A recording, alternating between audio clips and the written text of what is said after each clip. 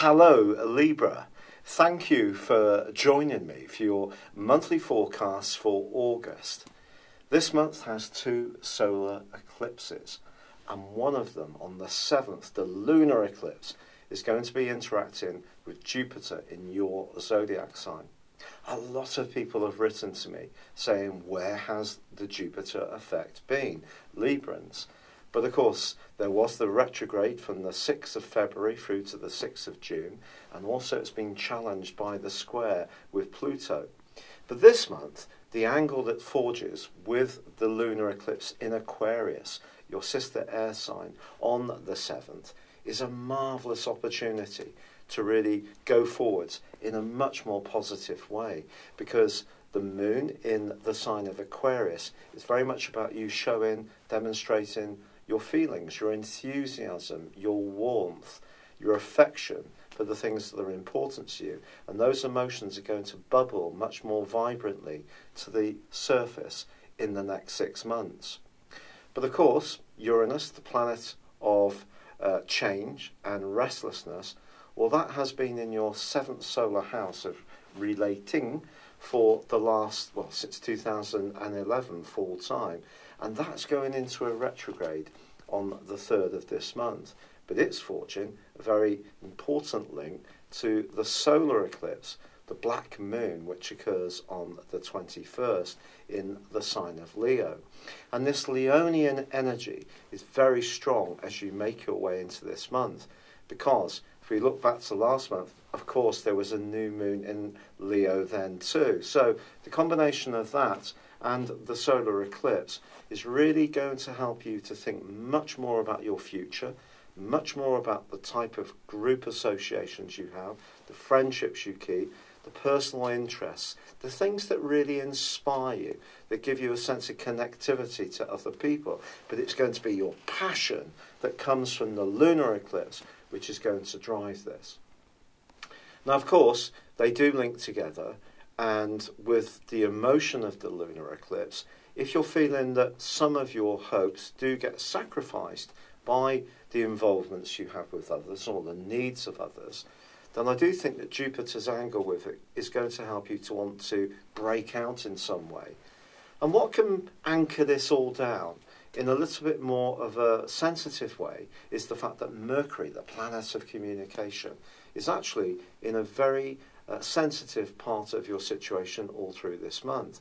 So you may watch or read other astrology information about these eclipses, but it is important to remember that with Mercury starting its retrograde from the 13th, joining up with both Uranus's retrograde and Saturn's that's ongoing through to the 25th, as much as some people may be saying that the sky is the limit, well, it can be over the next 6 months, but this month in particular, I still think there's going to be something of a contrast, a bit of a dichotomy between your desires and your hopes and actually acting those out, because Mercury in the 12th house could make you a little bit worrisome at times, it could make you anxious, it could see you wanting to actually step back from the very involvements that these eclipses can push you towards.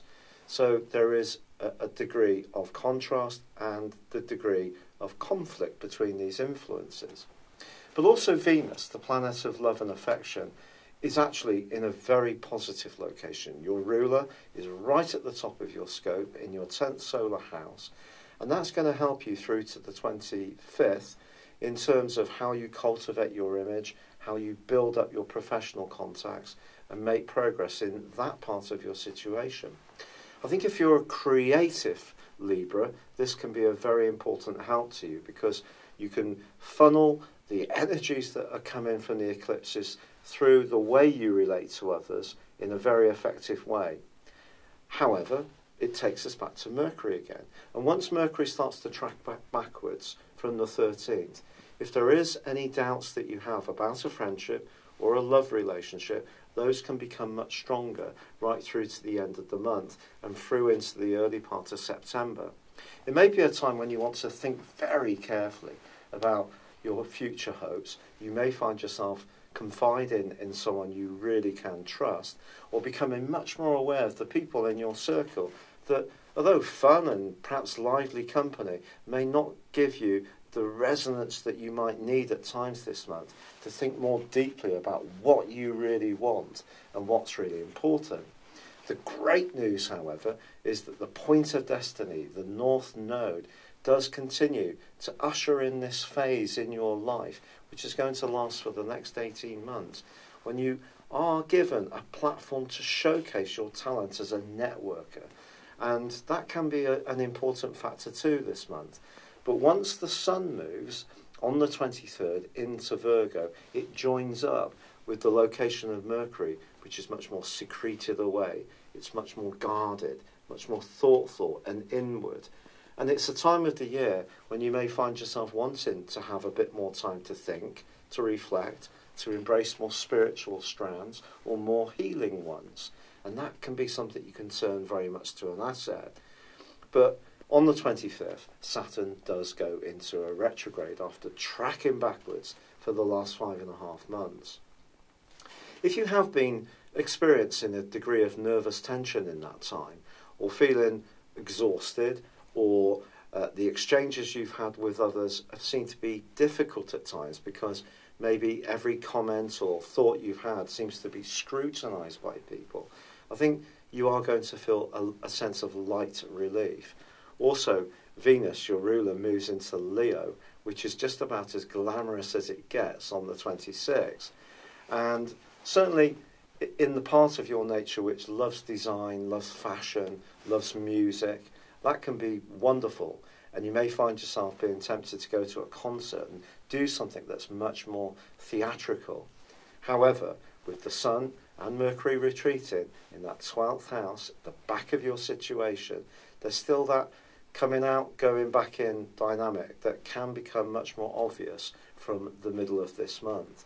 So these solar eclipses are going to give you energy right through to the end of this year and beyond. It is true that Saturn has now gone through the last of its 3 retrogrades, and it will be leaving your sector of everyday thinking, communication, and that which governs your nervous system on the 19th of December, which is something to look forward to.